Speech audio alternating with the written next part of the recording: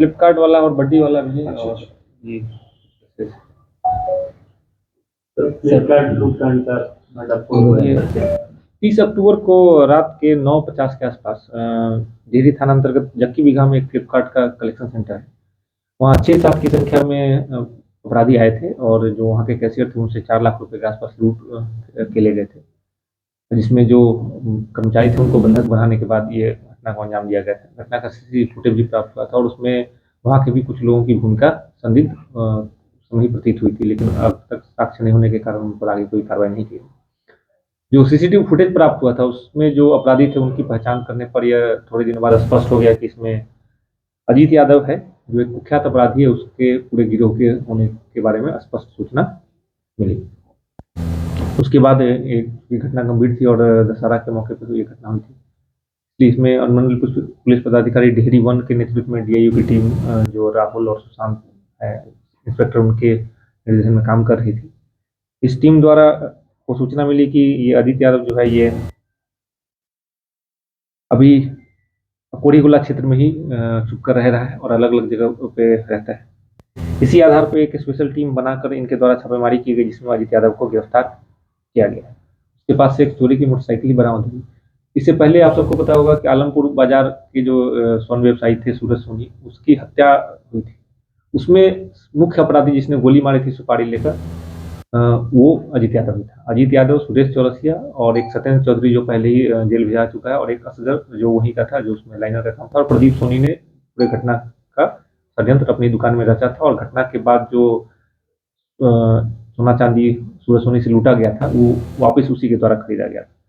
तो अजीत यादव की गिरफ्तारी के बाद जो बड्डी में स्वर्ण व्यवसायी की हत्या हुई थी उसके सभी अपराधी गिरफ्तार हो चुके हैं और इस पूरे घटनाक्रम का उद्भेदन और जो पूरा षड्यंत्र था उसका खुलासा हो चुका है। इसके अलावा फ्लिपकार्ट में जो डकैती हुई थी उसमें भी सभी अपराधियों की पहचान की जा चुकी है और उसमें जो स्थानीय अपराधी जिसने इन सबको एक संगठित करके इस पूरे कांड की साजिश रची थी उनकी भी पहचान की जा चुकी है, जिस पर कार्रवाई की जा रही है। ये जो अजीत यादव है ये कुख्यात अपराधी है। इस पर लगभग 18 से ज्यादा कांड दर्ज है। इसमें 3 से अधिक हत्या के कांड, जिसमें बड्डी थाना कांड संख्या 1, 24, डिहरी नगर थाना कांड संख्या 706, 24 कोड़ीगोला कांड संख्या 348, 24 नोखा में भी लूट डकैती केस में ये जेल जा चुका है।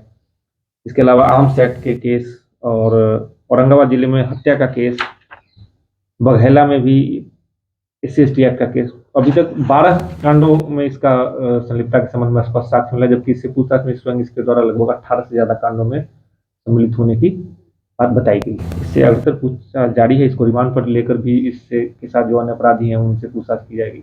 और जो स्वर्ण व्यवसायी वाले हत्याकांड था उसमें पूरे स्पष्ट मतलब क्राइम सीन को रिक्रिएट करने के लिए इस कांड में जितने अपराधी शामिल थे उन सबको माननीय न्यायालय से अनुमति प्राप्त करके रिमांड पर लिया जाएगा, और ताकि इस पूरे घटना का एक वैज्ञानिक तरीके से अनुसंधान हो सके और इसको हम लोग माननीय न्यायालय में सही समय पर साक्ष्य प्रस्तुत करके इनको सजा दिलाने का काम कर सके। इसके गिरोह, इसका जो पूरा गिरोह, इसमें दूसरे जिले और दूसरे राज्य के भी कुछ अपराधी शामिल हैं जिनकी पहचान की गई, उनके विरुद्ध भी छापेमारी जारी है। उनको भी शीघ्र गिरफ्तार करके इस पूरे गिरोह को सलाखों के पीछे भेजा जाए। कुछ बरामदगी इसके साथ जो चोरी का मोटरसाइकिल जिससे घूम रहा था वो बरामद हुई है, और इसमें पहले ही भी जो हत्याकांड में जो मोटरसाइकिल इस्तेमाल हुई पहले ही बरामद की जा चुकी है।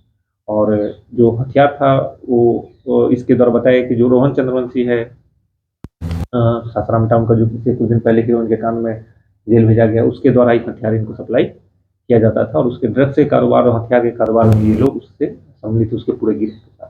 तो उसको भी, उसके गिरोह के भी जो अन्य सदस्य उनको भी रिमांड पर लेकर पहले एक हफ्ते पहले रिमांड पर लिया गया था, उससे पूछताछ की गई थी और सारी उसके सहयोगी अपराधी उनके बारे में जानकारी इकट्ठा की गई। उसी के आधार पर इसमें आगे छापेमारी और अफसर अनुसंधान। कितने रुपए की कैश की लूट हुई थी सर? 4 लाख के आसपास की रकम थी, जिसमें इसका हिस्सा भी 50,000 के आसपास था जो उसने लिया था। और इससे पहले इसने सासाराम में फ्लिपकार्ट का एक लूट कई साल पहले हुआ था जिसमें 27 लाख रुपए लूटे गए थे, तो उसमें भी इसकी संलिप्तता थी। वो पैसा बरामद हुआ सर? वो पुराना घटना, इसमें पहले से जेल जा चुका है, इसमें जमानत है, लेकिन इसी अपराध की शैली के तहत इसने इस घटना को अंजाम दिया था। धन्यवाद। थोड़ा सा